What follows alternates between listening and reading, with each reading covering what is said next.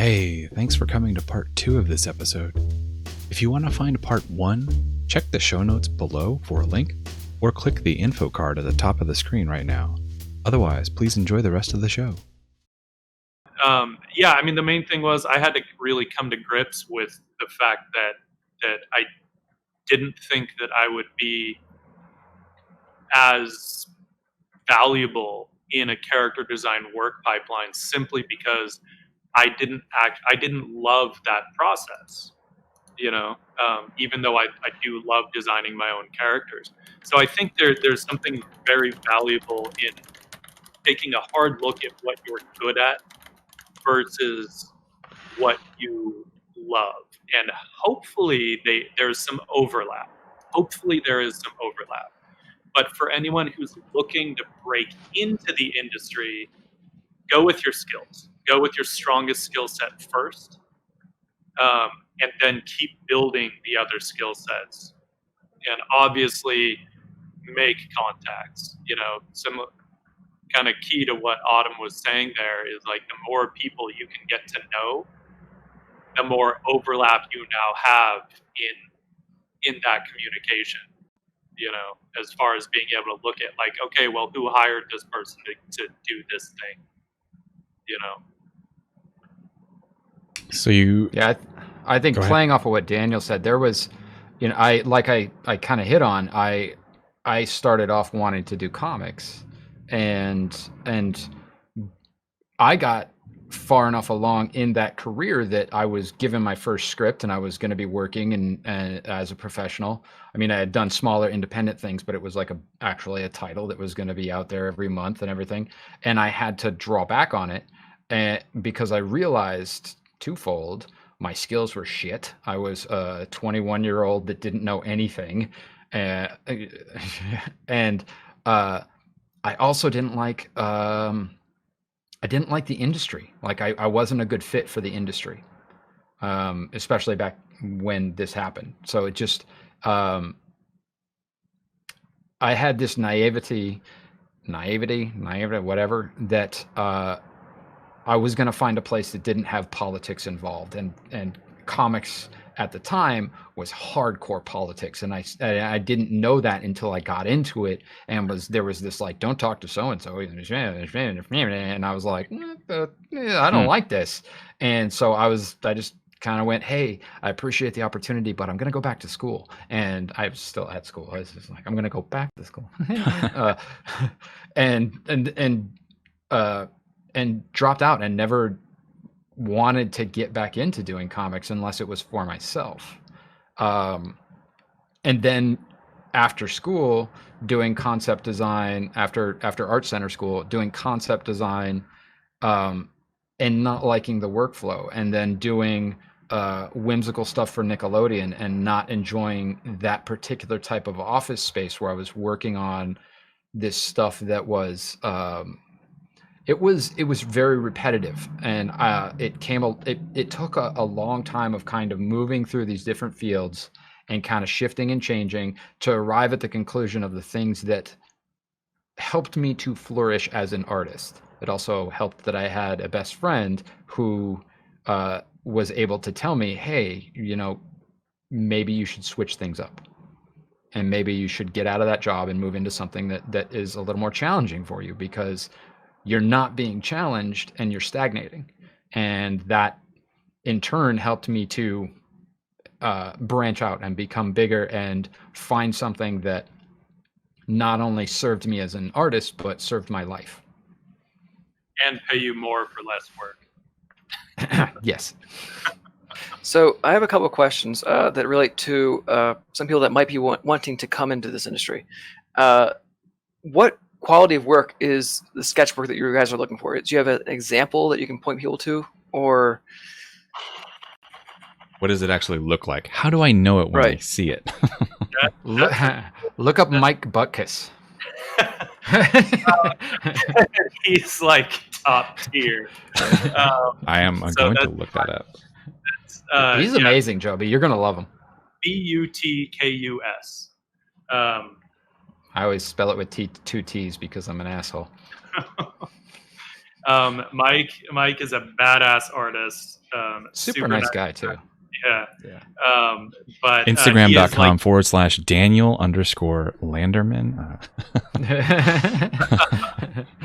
I mean, it's a tough one because there is a range. I don't know where I could point someone to say like, oh, here's like the entry level. That I'd have to think about that for a minute. There are, I plenty. think I have some sketches from like 2011 that I could show you. I might be able to like at least give a link to not an actual work sketch, but at least the style of something that might have been like something I would have done a little earlier on. And if you share the link, we'll even cut and paste it and keep it in the show notes too. So, okay, cool. If that's something that you're actively looking for, yeah. And while he's looking for that, a follow-up question: are you guys working remotely right now? And Yep. Can other people work remotely for the position, or is it all in-house after that COVID? depends, because our computers are company computers, and they have little key fobs that go into the computer, and so there's the back end stuff, and we have to dial into a VPN, and so there's a lot of NDA compliant stuff that we have to go through. So it makes it very hard for others to come in and do that work if they aren't already full time. So, but other people that we have worked with in the past, and we know that they are compliant, we'll be able to work with them, just not on big projects. So if smaller projects are coming in that don't require that level of security, there's a possibility that they can come in and do freelance work. But a lot of these big companies audit security systems regularly to make sure that everything is compliant and that they're using the right systems for people that have to work from home, and at this point anyway, have to work from home. Even in the office, there were regular audits to make sure that everybody was doing things according to these studios' expectations of compliance, because of the way that fans freak the hell out about wanting to see leaks. Don't understand it personally, but it's a thing. So we have to make do, right? So that's the major security issue, is leaks, and bringing on somebody that's never done it before, that's super green, very low probability right now. Yeah.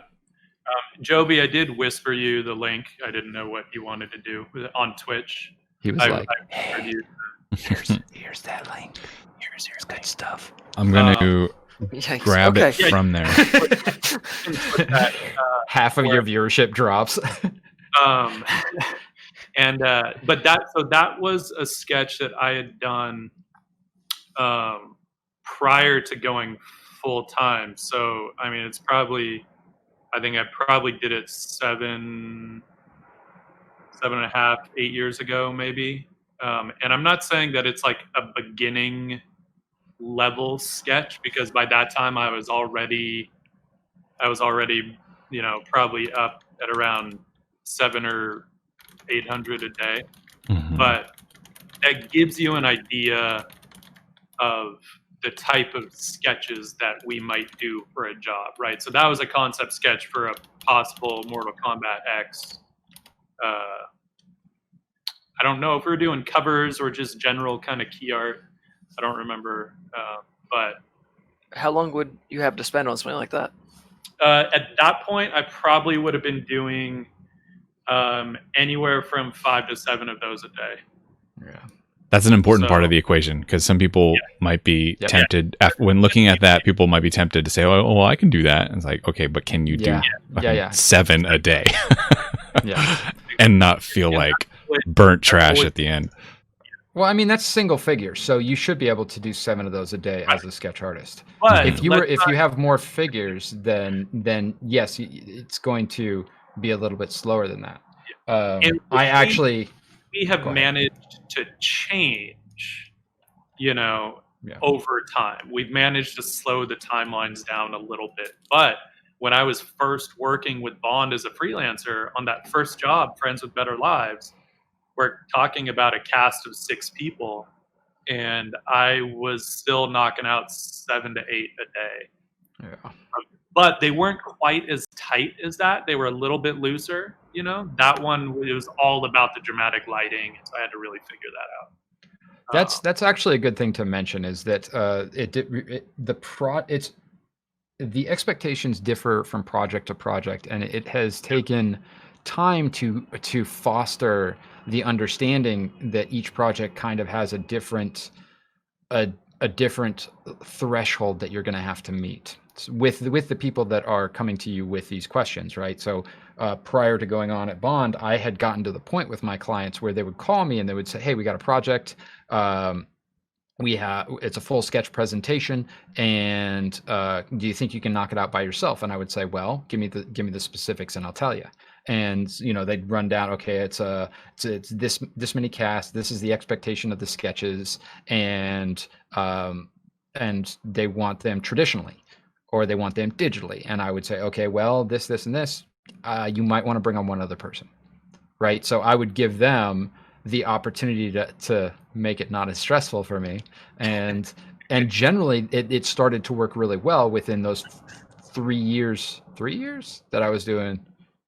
No, it was more than that. Anyway, within those early years of my sketching, I started to learn the language that of asking the right questions so that they could staff appropriately, so that everybody would get the work that they wanted at the end. And it was generally those questions of, what's your level of finish? How many people do you have in the comps? Because if you get into something like comedy, you've got 9 times out of 10, you're going to have characters on a white background, like super nice and bright and airy and fun and not moody. But as soon as you get into horror, you're like, okay, here's all this tone, and erase out, the figures in there, and it's dark and it's scary and it's equally fun to draw, And then drama, they want everything. They want the environment, they want lighting, they want the ensemble cast of 8 people. Right. So it's like it takes a long time to do those, and so I think we've been able to kind of sort of, if they want a higher level of finish, then there are times that we might only be looking at 2 or 3 sketches in a day. Yep. Because if you have 8 people in a cast, you're still looking at 16 to 24 portraits in a day, right? Because you need to get likeness on the actors. I was about to say that was one of the important, that is, if you want to be a sketch artist, if that's like the avenue that you're going, likeness, and speed. Those are your friends. Yeah. You need you can get the face just right, and then totally not totally mess off with the rest of it, but be, in the ballpark with the rest of it, and people will still enjoy it, right? They'll still say, okay, yeah, that's good. But why? I mean, if you generally just make it close enough that the client recognizes the cast member, isn't that good enough for them? No, uncanny valley, my friend. No, but also sometimes, a lot of times, the sketches are getting shown to the talent. Yeah. And so if the actor sees a sketch and it just looks like a kind of derpy version of them, not good. So or if you don't make somebody beautiful enough, but she's got wrinkles and she's old and you'll be able to see that in the movie. They're like, nah, age her down like 20 years. Yeah, okay. Like a lot of it is to get the actors excited about doing the photo shoot. Yeah. So it's gotta play to the ego of the person that's going to be looking at it. I would, if you guys don't mind, I would even suggest that like there's sort of like a spiraling out, starting with the eyes and going to the outer edges of the face, and then the rest of the body, in terms of a hierarchy of things that people are willing to forgive when they look at your drawing. The eyes are the last thing that people are going to give you leniency on, and then everything else becomes slightly less important as you move further away from the eyeballs. And that's often an ask, actually. I mean, or at least a kind of addendum that they'll put on it is like, no, look, you can go a bit looser on the bodies. We just need good likeness on the face. I gotta put this out there so that people understand it. I am horrible at likeness. I just absolutely effing suck at it. And to make up for it, I trace off heads when I have to. Like if the project is like, we need more likeness, I don't have the time to mess around. Mhm. I go and I find a head and I throw it into Photoshop and I trace it off and I make it pretty and I make it fit with everything else and then I move on. Yeah. It's that simple. Yeah, Like, Thank and you. a lot Yeah. of people that's like a time-honored technique in advertising sketching. Is yeah, like, look at Mike Buckus. yeah, you know, he'll do the same thing. I mean, you can go back years and years, even back when like Robert McGinnis did a little bit of sketching as well. I think for Splash, actually, you can still see some of Oh, his yeah. sketches that he did for Splash, and I think he was lightboxing stuff, you know, but it would have been old school, pre-Photoshop, right? He would have I actually think- been printing things out and lightboxing it. I think I just have a fundamental poor understanding of what the goal is for the sketches that you're doing, because I don't know. I'm still not entirely sure on why it matters that why the actors have to see the stuff. Well, like Daniel just said, because of photo shoots. Remember at the beginning when I said that it goes to the client and then the client approves it? Oftentimes what they're doing with that is they're taking those sketches and they're setting up photo shoots with the talent to fill out the poses of those sketches. So if the talent picks up a sketch because they need to know what their body language is or what, you know, how are they facing camera, right? And they look at it and they're like, who the hell is this? That's butt ugly. Is that what they think of me? I don't want to do this. So our job, once again, is to make sure that the people involved in the process are looking good all along the way, right? Not just the talent, but the people that propose the sketches to the talent, right?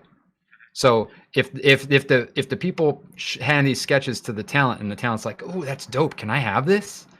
We've done our job. Because the other way that some of this stuff happens, the other way that some of the posters get built is with the unit photography, which is all the behind the scenes photography, right? Which is super high res. They're shooting photos as they're filming. And a lot of times they'll be able to grab those because they're so high resolution that they can build stuff from that. When we're sketching, we're talking about what's called a special shoot, which is where it is a special photo shoot setup with the actors, right? Achieving different concepts that we have sketched out. And sometimes we do what's called gallery sketching, which is literally single figure, no background, just a huge variety of poses that they will shoot the actors in that then they can build different concepts from, right? And especially with that gallery stuff, you gotta have it at least look like them. It doesn't have to be super tight. It doesn't mean it has to be a really rendered sketch, right? A really rendered drawing. It can be looser. You just want it to look like them. Mhm. I think we figured out the volume issue. I think it's when there's some ambient noises in Autumn's stuff. Autumn is squeezing you out. I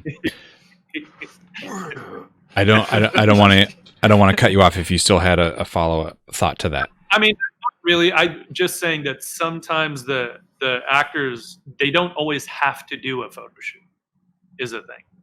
And Mhm. so when they're trying to put them into basically like, hey, can you come back in for a little extra time and do this? You know, so that's where, you know, sometimes we just got to get them excited about it and show them like how cool this is going to be.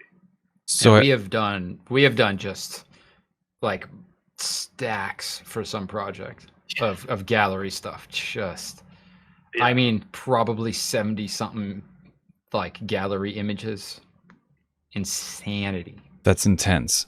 And I think that this would be a good place to interject a question that we had earlier. Ugo Jones asked, well, at the time it was an unrelated question, but I think now it's highly pertinent. Do you guys struggle with perfectionism? And if so, how do you learn to balance that with working in a fast-paced environment? The answer a little bit is in the question. That fast pace doesn't allow you to over perfect. because, and I mean, yes, it takes practice because we're all used to, before we get into any kind of a work pipeline, we're all used to being our own creative directors and just working on something until we're satisfied that it's done.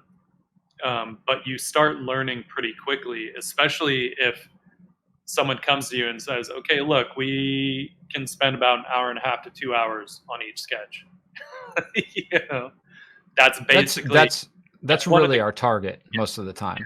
And so then at a certain point, you just have to see, like, okay, did I hit essentially like the bullet points of the requirements for this concept? Okay, I've got the poses, I've got the lighting, I've got the likeness, you know, I can tell who's who. Okay, on to the next one, you know. And what we're doing, tighten it up, you can tighten it up, but so yeah, what we're doing is we are budgeting our time. So that was something that we really had to learn how to do. And both of us, even going through Art Center, you get a lot of these people that are like, I had to pull an all-nighter last night. And I'm like, dude, it's not even finals. What the hell is wrong with you? And you get a lot of these people that just didn't know how to budget their time. I think both he and I came in late enough that we had learned how to budget our time on other things. So I did one almost all-nighter where I got 3 hours of sleep going through Art Center. One. Yeah. And so it's that budgeting of time so that we can say, at the end here, we want to have about 4 or 5 additional hours. So when all the sketches are in and everybody's looking through them, when people are like, change this, change that, change this, change that, we have enough time so that we are not right up against that deadline trying to get stuff in, and we're not all slammed and not everybody's stressed out. So we have learned how to budget that time accordingly, and generally it's an hour and a half to 2 hours per sketch, and that's how we count out the number of sketches that are going to get done in a day, and how many are going to get done on a project, and how many people we need to put on that project to make sure that it gets done. Yeah. And so with that, basically a key factor is knowing your process. You know, as an artist, you have to know your process well enough, because that was one of the things so I'm at the end now of my 13th year as a sketch artist, you know, but one of the things I always had, even going through school, was that I knew how long it would take me to get to something, unless it was a brand new technique that I had never tried before. But when it came to drawing, I've always known within about 5 minutes how long a drawing will take me, you know, and that's huge. So if you know that, well, okay, drawings take me like 4 hours to get to this point, you know, whatever point that is, then you might say like, oh, okay, so I need to work on my efficiency, right? Because that's what's going to make you faster, is being more efficient. It's not about moving your hand faster, because it's more about like making fewer marks, right? Be more efficient. Line economy. Yeah, be more efficient in your line and mark making, and that will get you to a better end result faster than just kind of scribbling around frantically trying to find something, you know. So just understanding your own process is key, I think, to not being a super perfectionist, you know, but also recognizing that you're trying to sell a concept through. So it's not about, as an art purist, it's not about what is the most beautiful sketch I could do. It's what's the most beautiful sketch I can do in this amount of time. Right. And that's a huge thing. Like, I can look at a lot of my work sketches and it's not like they're the best thing I've ever done, but I'm proud of them considering how little time I had to do them. Yeah. You know? So it's whereas I'll look back at mine and I'll be like, God damn, that sucks. oh yeah. Okay. Yeah. That was like an hour's worth of work. Yeah. I'm cool. Yeah. Well, if it's all right, I'd like to switch gears a little bit. We wanted to talk to you guys about streaming, because you both have stepped into that sort of as like a little side project, side hustle. One What were your motivations or interests in getting into streaming? What drew you to that? Autumn, can you start with that? Sure. Yeah. So yeah, I just want to be rich and famous. End of story. Oh, streaming's definitely going to get you there. Oh yeah, man, 100%. No, I was looking at. Honestly, I was looking for a way to supplement my income in a way that would allow me to move out of this place that I've been in since my junior year of college. I've been here way too long, and I want to out. But I live in LA, and can't hear you, Daniel. Fix your mic while I'm talking. And so that was the initial impetus, was just to get a little bit more money so that I could pad it a little bit and be like, okay, I can afford a place that's here now, and I can move into a place that's not quite the crappy place that this is. And that was the initial impetus, was to kind of supplement something. And then as I get further and further into it, it's shown me the benefit more of the social connection and the community, and it's injecting something into my life that was sorely lacking, that I didn't realize was a big vacuous hole. And that is a connection with creatives outside of my day-to-day work life. I love and adore Daniel. He is my buddy. But you can only take so much of his smiling face. No, it's and so I discovered that the connection with Twitch and my community and giving back to them in ways that help to lift everybody up, that has really become my push at this point. Like, it's nice to be able to put out some reference materials for people and have them excited about the fact that I shot for 5 hours here and tried to provide something for them. But it's even more rewarding to be on the Discord and doing some help, or doing some drawovers for somebody's art and helping them in any way that I can, and having them come back and be like, yeah, it helped me to move forward. And then even more, having somebody come in and say, I'm getting back into art because of you, or I am inspired to do more because of you. And I'm like, damn, that feels good. That's some dopamine. Let's do more of that, So it is definitely twofold, a little bit like, and at this point, I think that monetary gain has been offset by me being like, nah, it's all right. We'll put it back into the stream and getting more lights and getting another camera so that I can do more traditional work and just getting more and more stuff to push the streaming in a direction of building a community of people that are all positive and lifting one another up.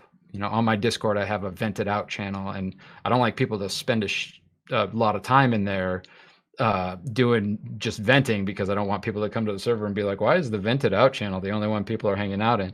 But it's really somewhere for them to be like, ah! Okay, I feel better. And then walking out of the room, you know what I mean? Like, it's the room to go in, scream as loud as you can into a pillow or something, and then be like, oh, wow, I feel better. Okay, now I can go and be in the rest of the Discord, and we can all support one another and lift each other up,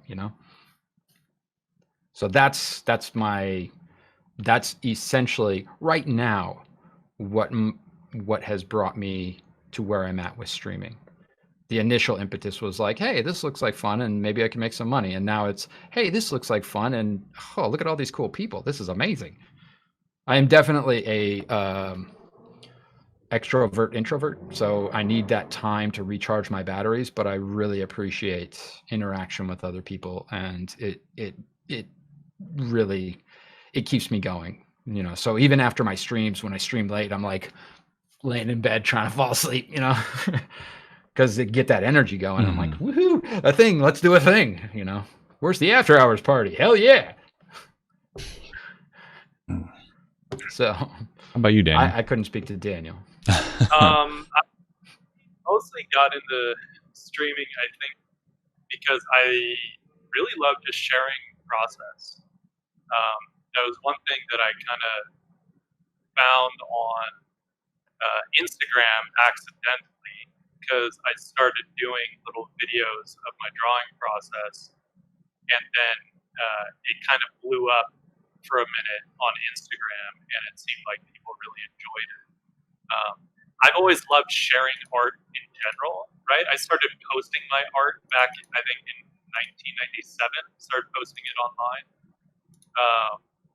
So I was 17 years old at the time, and now that's more than half my life.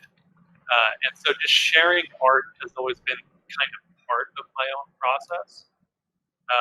Similar to Autumn, I like the communities that kind of get created around them. And I don't know. I like sharing stuff, new things that I've learned, or old things that I learned, and I just kind of, I enjoy that kind of back and forth with people, So, and I love discussing art. I like talking about art techniques and materials and certain eras of art history and all that stuff. So, I like getting into that, and it's fun to sort of to do that live, where I think there's an authenticity to it. I've never been a fan of when art processes get too polished from a post-production standpoint, right? Because there's an aspect to that where it's like it's not quite letting you know really what's involved or how long this might actually take to do. And so there's an authenticity to just working live that I've always really enjoyed, and I enjoy sharing that. So, yeah. So you do a lot of traditional work on your stream and in general, obviously, but you also do a lot of digital. Do you have a preference for one or the other? For me, it always comes down to what my goal is. If the end goal is the final image, like, just, I should say, if my goal is this story that I'm trying to tell, right, this visual narrative that I'm trying to tell, and I just want to get to that narrative, then I prefer digital because it's so much faster, right? And so, because then my whole purpose with it is that end product. Whereas if for me the goal is the journey and the process, then I prefer traditional. Because there's certain things that I actually wouldn't want to do traditionally, even with my own work. Right? There's certain subject matters, like I don't love painting, whether it's oils or watercolor. I don't love painting sci-fi subject matter in traditional media. I enjoy drawing it and I enjoy painting it up in digital, but for some reason I don't love doing that traditionally.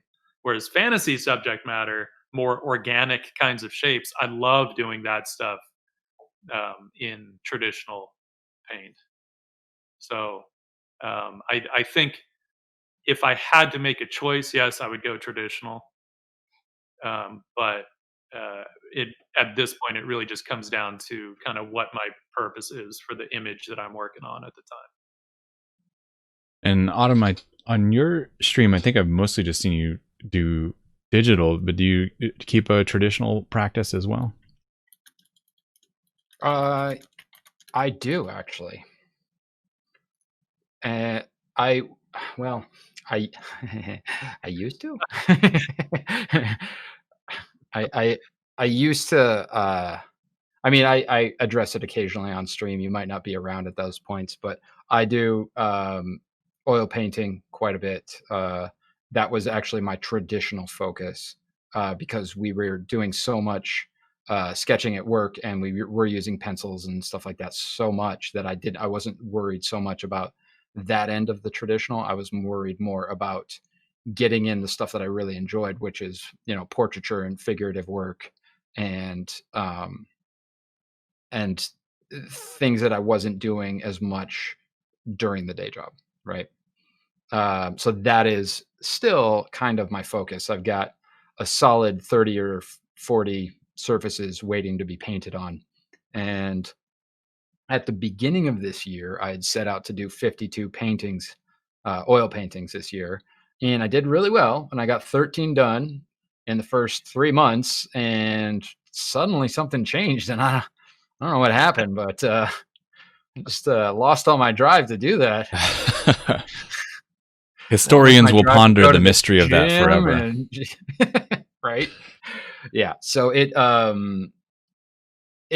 I want to do more traditional. I just don't have the bandwidth on top of the stream and YouTube video production and Dungeons and Designers and all of these other projects that are coming down the pipe. So rather than forcing the issue and keeping that traditional going, I do it when I can and fit it in here and there. Like I'll still grab my board. It's literally right there, 7 feet from me, so I can put it up here. And in fact, I didn't even have to take my headphones off. Famous last words. Lift it up, right? Everything comes crashing down. So I just drop it on my table and do some gesture drawings to keep that traditional going. For me, I was talking with Viscera Obscura, who is one of our viewers between Daniel and I. We both, and I'm sure on your stream too, happens to be in the community, and was talking about ritual as it relates to art, right? And it's, for me, I've always found it to be really important to have that ritual, to have that warm up in the morning, and that gets me into the mode of what I'm going to be doing during the day. And anytime that I try and shortcut that process, I find myself lacking. And so I have to do that. Like, there's the wake up, there's the writing, there's the warm up for art, and then there's the work. And that work is fed by that ritual. And that traditional sketching of gesture drawings, for some reason, for me, probably because I took gesture drawing every semester in 7 years that I was at junior college, and every semester that I was at Art Center, gesture drawing and figure drawing is something that moves me in that direction, especially with a pencil and paper.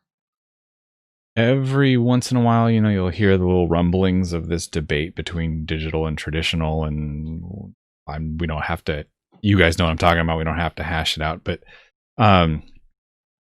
digital all the way. I think the bottom line of that argument always ends up being, it's tools, use the tools as they're meant to be used. But yeah. That being said, do you guys feel that there is an importance for traditional in terms of maintaining a regular practice, part of that ritual? And if so, like, can you speak to it a little bit? Like, what is the value of having a regular traditional practice? Daniel, can you start?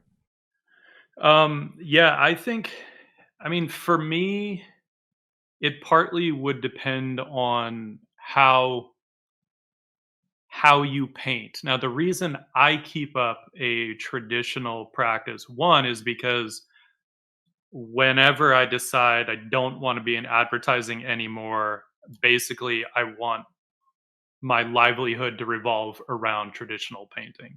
So I want to keep bolstering those skills so that I'm at a certain level when I decide to cut the cord and move in that direction.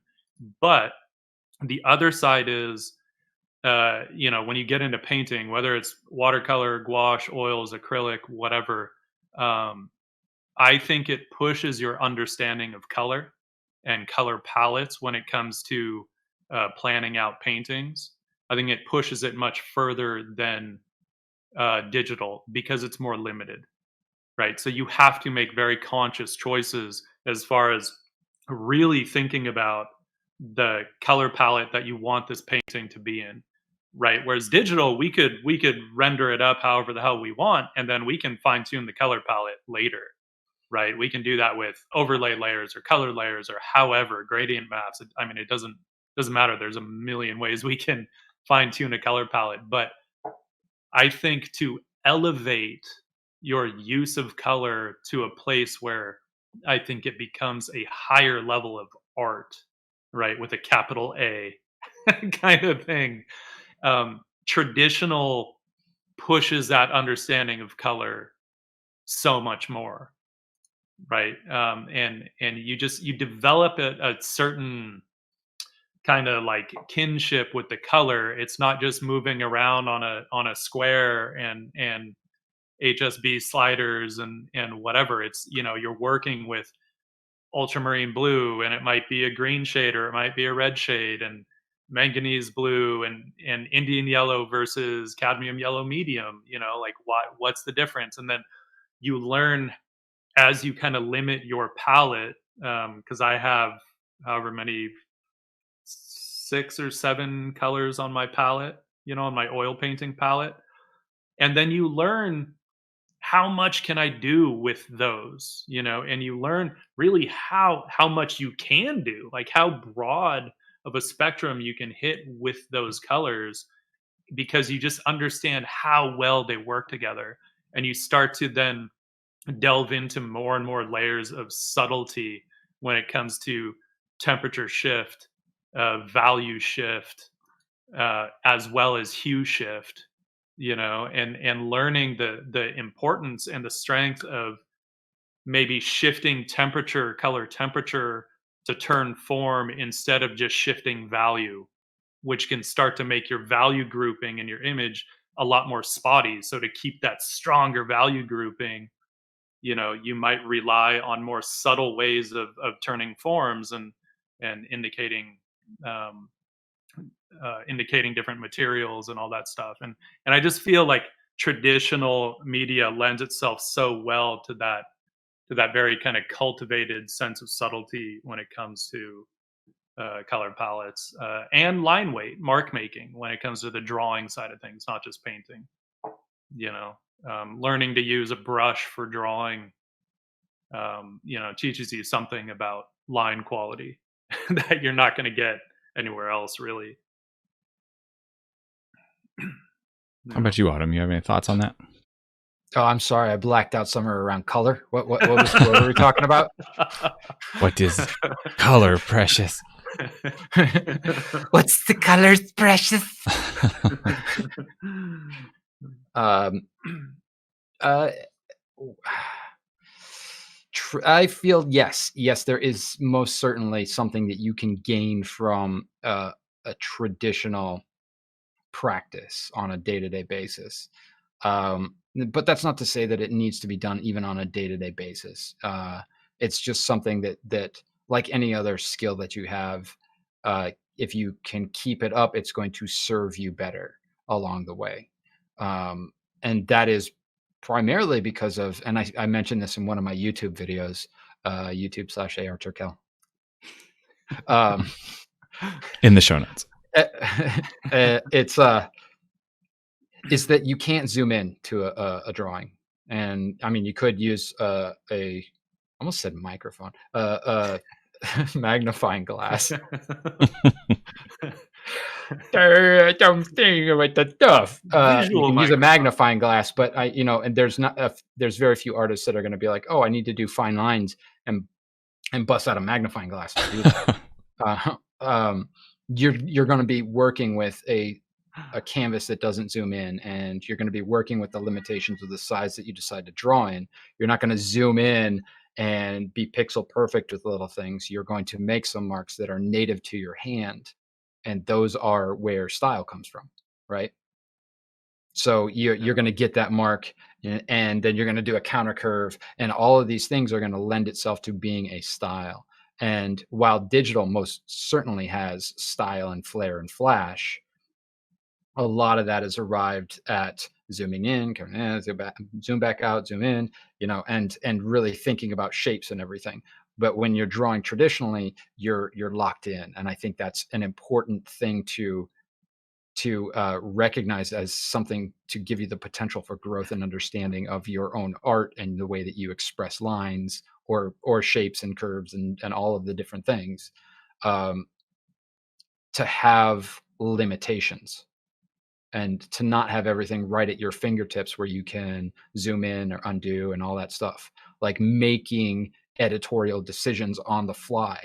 that's what art is about, where you're like, oh, this thing, no, not that thing. All right, well, there it is. That's the thing, and then taking that decision, cataloging it, and coming back to it later on. That's all.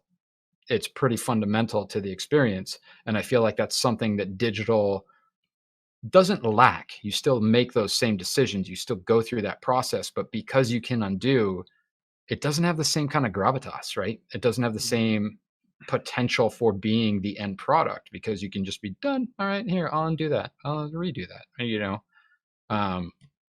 So yes, I feel like it is really important. And for me, there is nothing as demonstrably humbling as oil painting. And that's an important place to be in, because you get onto the canvas and you mix something up and you're like, yeah, oh shit. You you work too fast, right? Because you're so used to digital, you just start flying through stuff and you put a mark down, and then you're going to put a second mark down, and you're thinking Command Z or Control Z with that other mark, and you stop and you realize you're like, shit. When I was using iPad, when I was using the iPad a lot in Procreate, the 2-finger double tap undo. What are we talking about? Yeah. I got into such a habit with that I would find myself doing sketches for clients at the tattoo shop that I work at, and like trying to double tap the drawing as I'm working on it. Yep. They're looking at their arm. They're like, "What are you doing?" Not while I'm tattooing. Not while I'm just sketching at a consultation. Yeah. But then playing it off like I'm just like brushing away a piece of dirt. Yeah. Or I'll go the other way, and I'll be sketching so much on paper that then I'll brush stuff off of my Cintiq after every time. God damn it. Well, shit, you guys. We're going past 2 hours. That's not a bad thing. But we are. It's flown by. It's been an awesome conversation. We did have something that we wanted to hit. We touched a little bit about pricing earlier. Moose, I don't know. You'd probably ask it more concisely than I would. You want to return to that topic and ask that, because it's a great lead in to the next guest that we're going to have. Is we're going to talk almost entirely about pricing, but I thought you guys might have. We thought you guys would probably have some good thoughts on that as well. Moose, please. Sure. So, Autumn had been hanging out in Steve Sketch's chat, and a few times he had said, raise your prices, and which was interesting to me because Steve is among the most more highly paid people in the fantasy art community. So I was just curious, why do you think he needs to raise his prices? What should he raise them to? And in general, how should people be able to figure out how to price their work? Okay, I thought about this. All we have in life Jesus is all we have in life is time. This is literally all we have is our hours of the day. How important are your hours of the day? Do you want to spend your hours of the day working overly long hours, doing work for somebody that isn't paying you what you're worth? Or do you want to be paid what you're worth and have additional time for the things that are important to you beyond your art and your growth? So, what is it going to take financially for you to only take the work that fills the hours that are your workday? How much money do you need to make that a reality? What does that mean on an hourly basis? Is that $50 an hour? Is that $100 an hour? Is that $1,000 an hour? Whatever it is. Yes, that one. It's 1,000. Yes, indeed. What is that going to take? Take that. Say my work day is going to be 8 hours, right? And then divide that or multiply that rate until you get to this is my day rate. If it's $50 an hour, then you're a $400 a day kind of person, right? and then look at how fast you work, right? And then look at what it takes to do a drawing, and then divide that. And that is how much you want to get paid for that drawing. So that determines your day rate on a project. If you know how long it takes you and it's a really short amount of time, don't fucking tell anyone. Just charge them the money. Yeah, if you're seriously. If you're fast, I know, I agree. That's a huge thing. Like if you can do something in 3 hours that would take someone else 5 hours, do it in 3 hours and send it on the 4th hour. And in the meantime, you've got 2 more hours to work on the next project. And I'm gonna say it sounds skeezy, right? It makes you like, oh no, that's not right. It is right, and here's why: because you have spent, in Daniel's case, like 80 years getting as good as you are. There you go. So all of that practice, all of that time that you weren't getting paid, you're getting paid for that now. And that is an important thing. Recognize the amount of skill and the amount of effort and the amount of the amount of how much you had to stick with it. Stick to itiveness it took to get where you're at, and make your rate that pay you accordingly. Yeah. And so when I say that to Steve, I'm saying, look at your work and look at how fast you work. You're worth more money. Yeah. The speed. Sorry. Oh, go ahead. Well, I wanted to just emphasize the thing that you said about it not being skeezy. Like, we can just like take the skeeziness out of it and actually like celebrate the fact that being faster actually makes you more valuable. And that's okay. Yeah. It's okay to say that I do this in half the time that the next person does, and therefore you should pay me more, because if you're paying him, it's taking you X amount longer to, one, get the product, two, see how well it's going to fit into the whole rigmarole. All of the things that come after the drawing itself are just happening that much more faster. And if you're providing the same quality or better, that makes you more valuable. That's okay. It's almost an inverse proportion to the amount of time that it takes you to how much you should be charging, counterintuitively, and with some stipulation, blah, blah, blah. And on top of all of that, if somebody balks, and I said this in Steve's chat, if somebody balks at your prices, they're probably going to be a problem client. So you don't want to work with them anyway. Forget about it. Move on. There's better clients that will pay you what you're worth. Yeah, it's interesting in my experience, and I know I've heard so many other people voice the same sentiment. It's usually the penny pinching clients that are the worst to work with. The more money they're paying you, the easier they tend to be to work with, because they're trusting that you're a professional. They're treating you as a professional, and they're trusting that you can do what you say you're going to do, because they don't have the time to handhold, because they've got a lot of important things going on. And so oftentimes when you start getting to a higher price range, clients start to respect you a bit more, and I had that, I think it was sometime early last year. I pushed, they had actually come to me. This was a job outside of work. But they'd actually come to me with a pretty fair rate already, but I still upped it just because. And as a result, I mean, the client wasn't nitpicky. The people whose likeness I was trying to get were rather nitpicky. And then they came back and were like, one of them was like, there just feels like a very guy heavy poster. I'm like, well, you shouldn't have had the entire, list of people be men then. I don't know what to tell you. But what happened was, on top of them already offering me a fair rate, then they decided to go a different way. And then they just basically said, okay, we got to pull the plug on this, but here's the kill fee. And I didn't even say anything about a kill fee. They just offered that, which is usually where, if you don't go all the way through the contract, right, you don't finish the image, they still offer you enough to make the time that you put into it worth it. right? So they're not like, never mind, and then they're gone. It was like it was part of the way that they do things because they're professionals, and it makes a difference. So when I've taken jobs that were like just not paying me much, they were often flat out not worth the money that they were offering because the amount of time I spent revising stuff, or I'm like, dude, you guys are lucky to be getting anything from me. Stop revising. I do want to Uh-oh. Cool.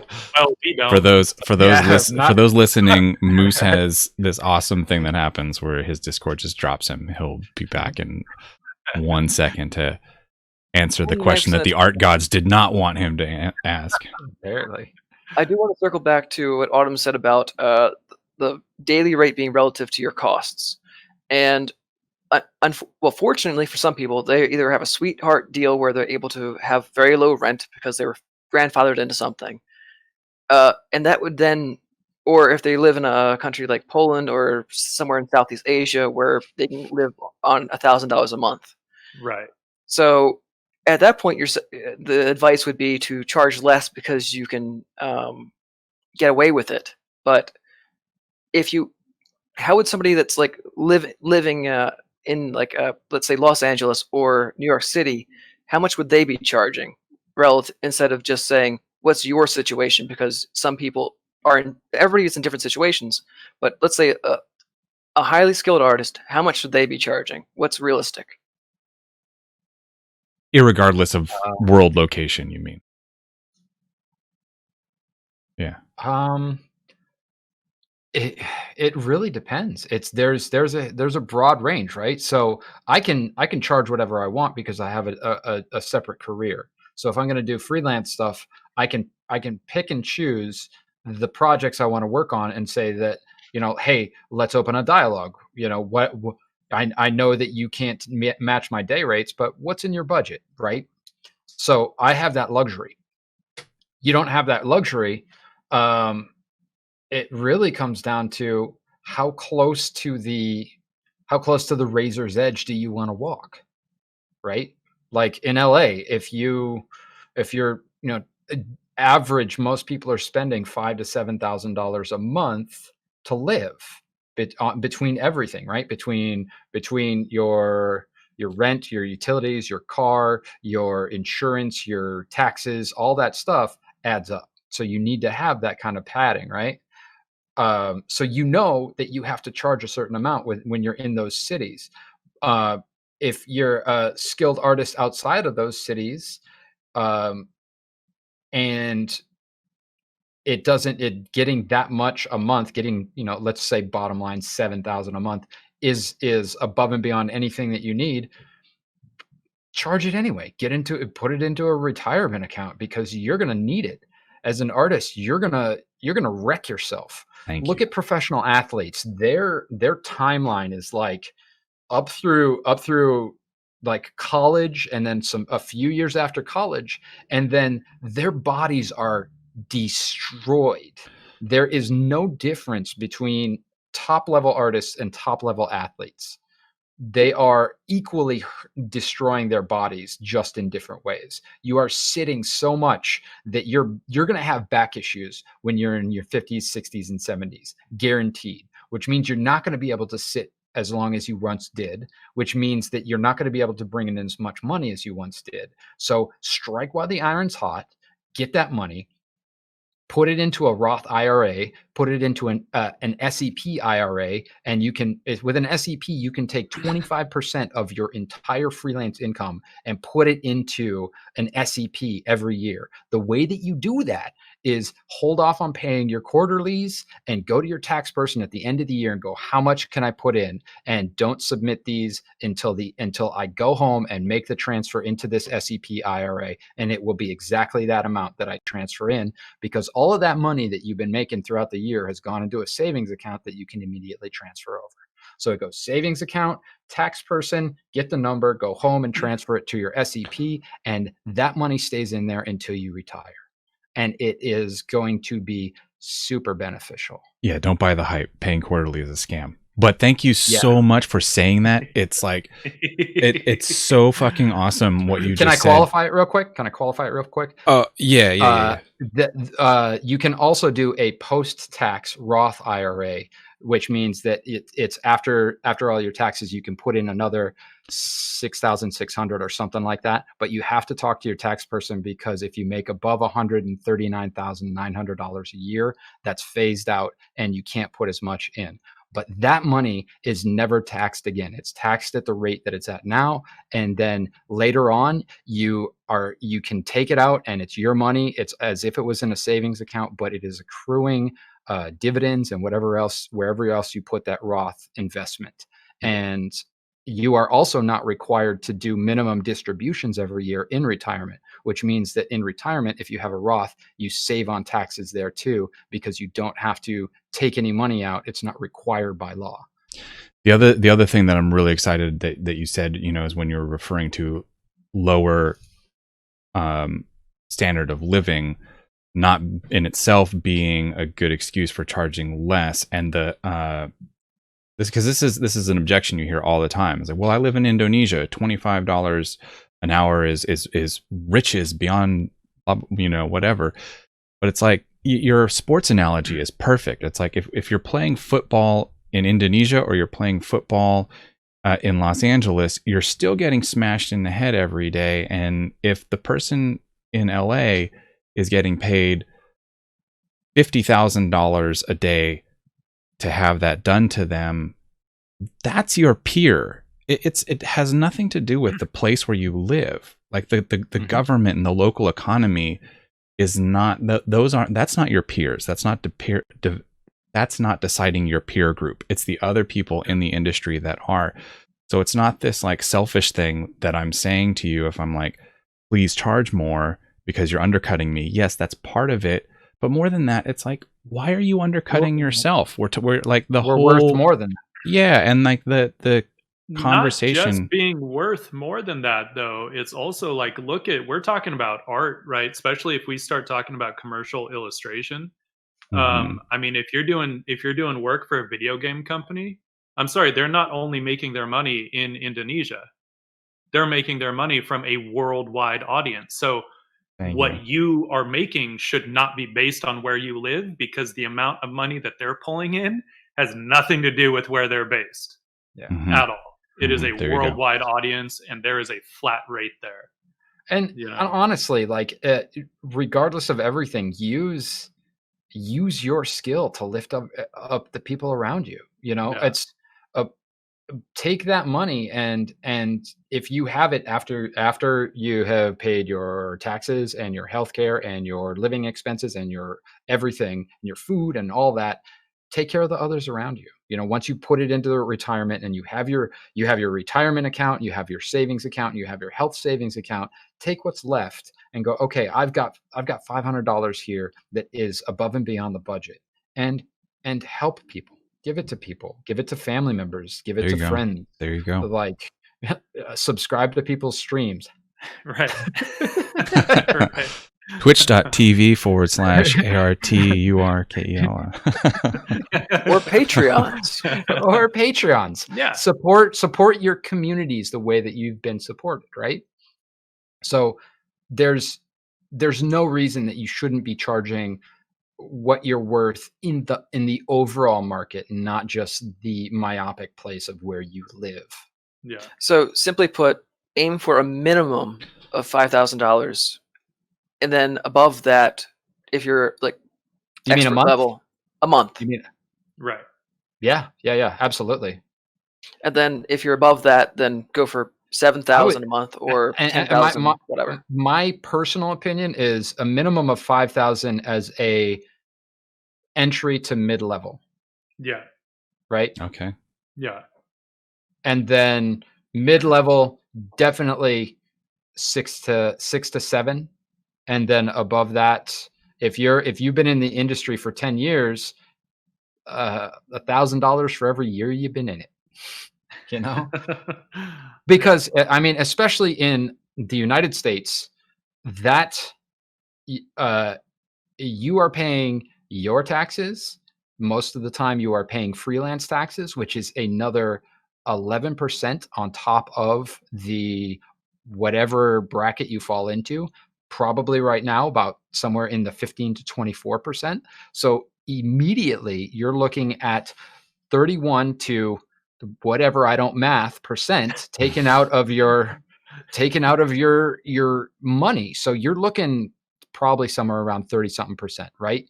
So look at that $5,000 and say, what am I taking home? Oh, I'm taking home like 4,100, 4,200. Not even. I don't math. So and do that for every one of those brackets, and you'll see that you're not actually making what you think you're making. Yeah. Because that's all going to cut into the bottom line, and that's just the taxes. Then go, hey, health insurance and I need to pay my health insurance. I need to pay, I need to pay for, or I need to put money into a retirement account. You need a retirement account. I am not going to stress this any less than I already have. You need it. That's a tough one, because as artists, we think we're never going to retire, right? Because we're going to paint and draw all our lives. But that doesn't mean that you don't still retire, but then continue to draw and paint. And you're going to need that. So there's this thing called forced retirement. By all accounts, two of us in this call right now are going to be forced to retire. That's just the number. So have fun, Daniel. Have fun, Jobby. Moose and I are going to keep rocking. I already retired myself, so it's I'll be over here. Fuck it. And basically what that is like you're getting twofold. You've either gotten too sick to work, or you're basically put out to pasture because you just don't fit the description anymore. You've locked yourself in, you're not malleable enough in the brain, and you haven't continued to advance your art and your style in a way that is useful to what the next iteration is going to be. So you're not getting enough work. You are forced to retire, and at that point you have to look at your retirement funds and say, okay, this is the lifestyle that I'm living until I die. So put that together so that if you are forced to retire, you have that there and you don't take this huge hit to your lifestyle. And then you can transition and rather than saying, oh God, I was put out to pasture, what am I going to do now? You can be like, hey, all right, okay, I'm going to go do some art and I'm going to do some stuff and it's going to be great because I've got all this budget that I planned on. So, who was the poster artist that basically was forced to retire because the market moved to digital? Was it Drew Struzan? Probably. Yeah, probably. I'm gonna guess. I mean, he's come out of retirement a few times, right? For $1 million, right? Because they offer him $1 million to do a poster. Yeah, that's like Mike Tyson coming out of retirement. Yeah. And it was just about like Mike Tyson's fight too. The poster. All right, Drew. It wasn't that good, my friend. And Ouch, yeah, I mean, this is end of the interview. Technique wise, dude, Drew, whatever, he's a badass. Yeah. You know, but it was tough, I think, between the shift in techniques, like you said, from digital or from traditional to digital. And also just the demands that people have nowadays for what they want things to look like, you know, and adjusting them on the fly. Yeah. Even though like he could do that, like amazingly enough, his technique was developed around that, to be able to make those kinds of changes at a very high level. But that's why, because advertising is like, this looks great, this finish is awesome, can we turn their head a little bit? And you're like, just rotate that. Yeah, I can repaint the entire head. That's fine. Just, give me a day. Yeah, I had a fundamental misunderstanding of what it was you guys did before the start of this interview, because the only exposure to this I had was watching The Man Behind the Poster, the documentary on Drew. Right. Yeah. So I was expecting you guys to be talking about like, oh yeah, this guy wants to have all the characters on the left side. We have to talk about balancing that. And I'm like, you guys are talking about sketches now. I'm confused. Yeah. Well, and so that's why, like, in that, I love that documentary, by the way. But there is a whole part of the process that isn't talked about in there, which is that sketch phase, right? And so even most of the time, the concepts that Drew would get were still coming from the studio, right? So he didn't always have to concept the entire thing from start to finish. Much of the time, you would have an agency like ours developing the concept, and then he would get a finished idea, and then he would make it into a Drew Struzan poster, right? And make it look awesome. Because most of the time, like I said, one person can't knock out 30 ideas in a week, right? Like 30 different unique ideas in a week. They just can't really do that week after week after week. So you need a team of people on the other side getting through that process. Right. Yeah, none of this stuff is done alone. It's and that was one of the things that I really had to come to terms with, because have such an ego. Well, none of us knew, right? We were all in the same boat, Moose. We didn't know until we were in this that like what went into all of it. We all thought like, I'm gonna be the next Drew Struzan, and I'm gonna just be sitting here getting paid a ton of money just to paint cool posters. Right. And it's like, oh, there's a process and a team, and and now it really, like, I consider myself a cog in a really dope wheel, like one of those spinning ones with all the like awesome spinning rims and stuff, and it's like just great, hunky looking cool wheel. You guys, we're past. I'm gonna have to figure out how to get this uploaded, because 2 hours is usually our max. We have blown through that. Again, that's not a complaint. You guys have been powerhouses of information and conversational delectability. I would love to have both of you guys on again in the future, together or separately.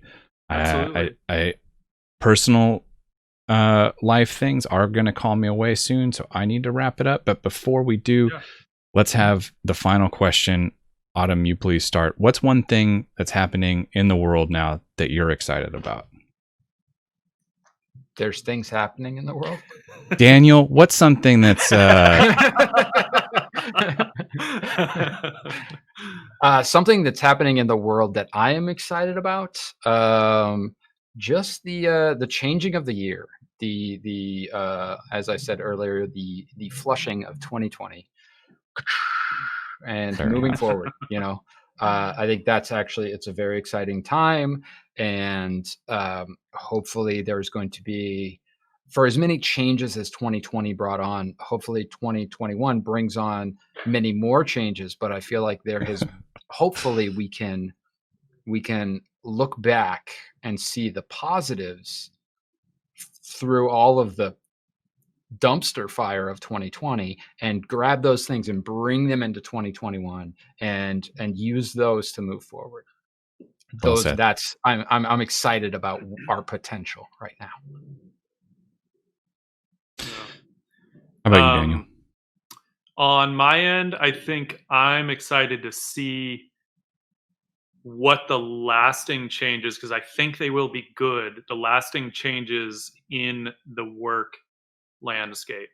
Because one of the things that 2020 did was completely shift that to this remote working, work from home, whatever, has allowed a lot of people to move to places that maybe they would rather live in, whether it's because they're more affordable or simply because they don't like how dirty Hollywood is. Whatever the reason.